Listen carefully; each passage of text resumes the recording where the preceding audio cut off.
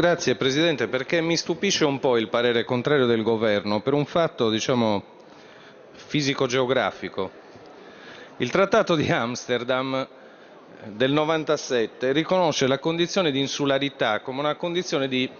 intrinseco svantaggio per le regioni che vivono di questa condizione e riconosce, nel momento in cui venga indicata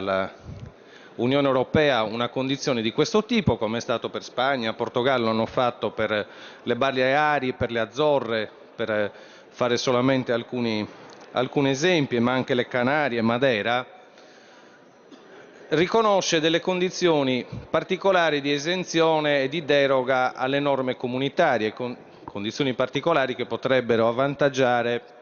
particolarmente una terra come la mia, la Sardegna, che vive già di una condizione di gravissima crisi e di un oggettivo stato di insularità. Ecco perché non riesco a capire per quale ragione il Governo non dovrebbe far propria questa battaglia e ricercare nelle norme europee, quelle già esistenti che consentono flessibilità rispetto alle norme europee, quella flessibilità che invece ricerca anche in questi giorni, in queste ore, in uno scontro anche piuttosto aspro con la Commissione europea. Allora cosa intende negare il Governo di questo ordine del giorno? Che la Sardegna viva in una condizione di violenta crisi economica e sociale, requisito peraltro non richiesto in quanto considerato oggettivo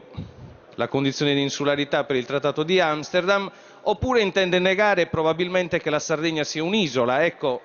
forse sarebbe il caso, diciamo, di rivedere questo parere, perché mi pare veramente una cosa ai limiti dell'offensivo.